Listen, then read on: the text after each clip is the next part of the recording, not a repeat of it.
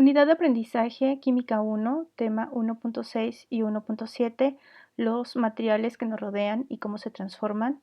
Durante este tema analizaremos las propiedades de la materia, los cambios que ésta puede presentar, los sistemas dispersos, sus características y propiedades. Durante el desarrollo de este tema retomaremos algunos conceptos y de igual forma también analizaremos nueva información que es importante analizar para comprender este tema. Recordemos que química se define como la ciencia que estudia la composición y comportamiento interno de la materia, y que materia es todo aquello que ocupa un lugar en el espacio. La química identifica, en base a sus estudios, que la materia presenta propiedades.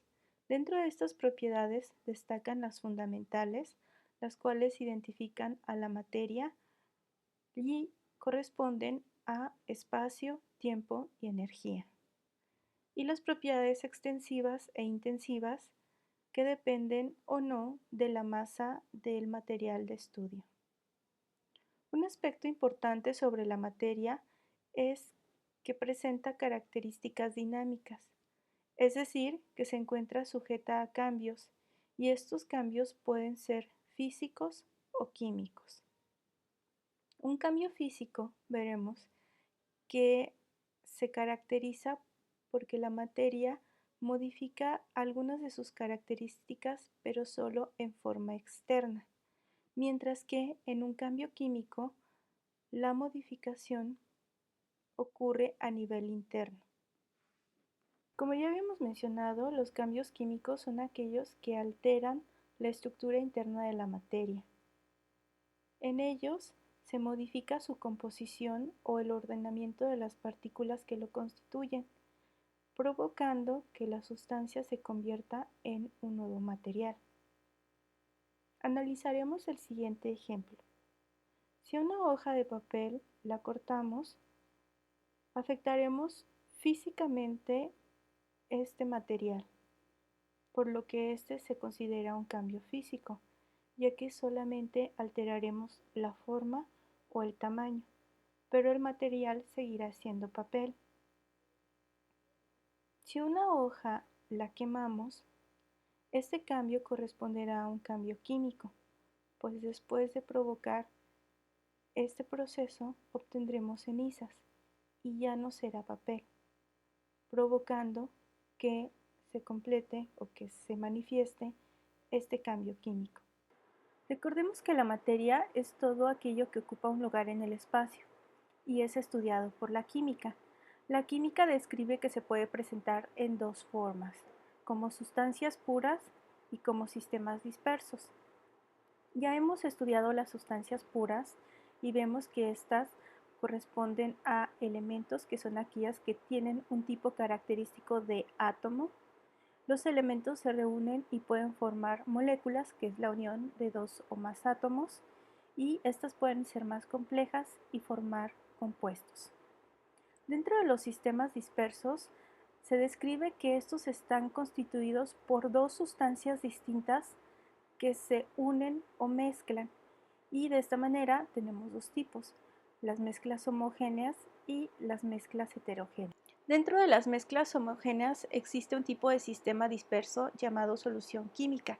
Las soluciones son un tipo de sistema disperso formado por al menos dos sustancias diferentes que se unen entre sí, es decir, se pueden mezclar. Debido a que por lo menos deben de presentar dos sustancias distintas para formarse, sus integrantes reciben dos nombres, soluto y solvente. Por ejemplo, si quisiéramos preparar un agua de sabor con un saborizante artificial, el saborizante sería el soluto y el agua correspondería al solvente, ya que este componente, el agua, sería la sustancia que se encargaría de dispersar o mezclar al saborizante. Entonces, el que dispersa se llama solvente y el soluto es la sustancia que se desea mezclar o dispersar. La característica más importante es que al menos debe de haber dos componentes. Pueden existir más de dos componentes y por lo regular el soluto es el que va a participar en menor cantidad y el solvente en mayor proporción. La unión de ambos componentes se le llama solución. Puede existir más de un soluto, pero siempre va a haber solamente un solvente en esta solución química. Otro tipo de sistema disperso corresponde al coloide, el cual presenta características físicas y químicas que lo ubican entre mezclas homogéneas y heterogéneas, ya que a simple vista se observa una sola fase, pero visto al microscopio se pueden determinar más de una fase y eso es lo que le corresponde o le infiere características heterogéneas. El tamaño de sus partículas va de 1 a 1000 nanómetros. Sus partículas se encuentran suspendidas por lo general en un medio gaseoso y pueden sedimentar después de mucho tiempo. Una característica importante sobre los coloides es que tienen un aspecto espumoso y esto es porque un componente importante de este sistema es eh, una sustancia que se encuentra en estado gaseoso. De esta manera, un ejemplo de un coloide podría ser las espumas, como los merengues o el helado, la gelatina, o de forma natural lo podemos observar en el fenómeno de la neblina. En todos ellos, un componente importante es que va a estar involucrado un elemento gaseoso. Un fenómeno importante relacionado con los coloides es el efecto Tyndall. Este efecto se presenta cuando al haber luz que incide sobre esta solución coloidal, se puede observar la migración de las partículas que se encuentran dispersas en este sistema. Un ejemplo en la naturaleza de este efecto Tyndall ocurre cuando la luz incide sobre la neblina o sobre el humo y se puede observar las partículas disueltas en el aire. Por último, otro tipo de sistema disperso corresponde a las suspensiones, cuyas características más importantes corresponde a que es una mezcla heterogénea. Esto es porque se conforma por un sólido en polvo o bien partículas que no son solubles y que se dispersan en una fase líquida.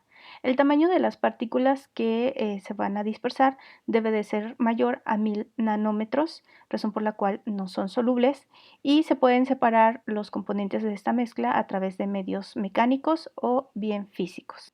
Existen diferentes métodos empleados para separar los componentes de los diferentes tipos de mezclas. Esto depende de las características de los componentes que conforman al sistema disperso, es decir, si se trata de una mezcla heterogénea u homogénea, y también depende de la técnica o de los instrumentos empleados.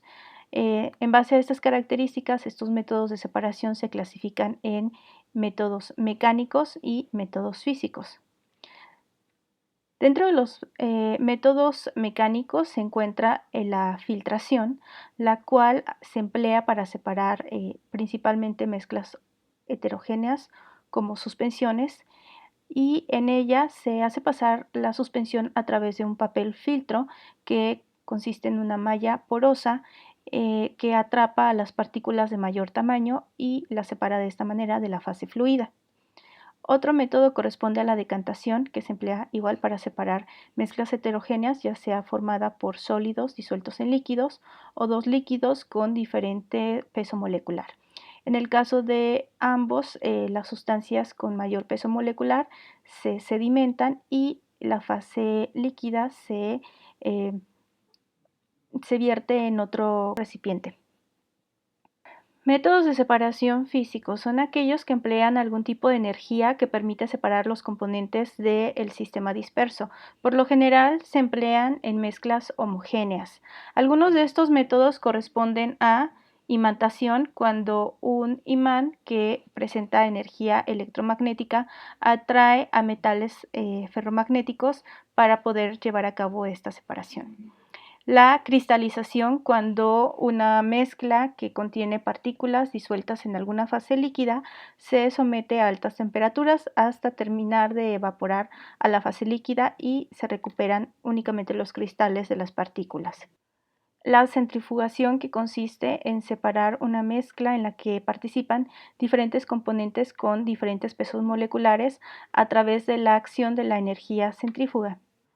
La cromatografía, que consiste en separar una sustancia con alto peso molecular al hacerlo pasar a través de un solvente para separar sus diferentes componentes. Y la destilación, que consiste en separar dos líquidos con diferente punto de ebullición al aumentar la temperatura y evaporar al líquido que presenta menor punto de ebullición.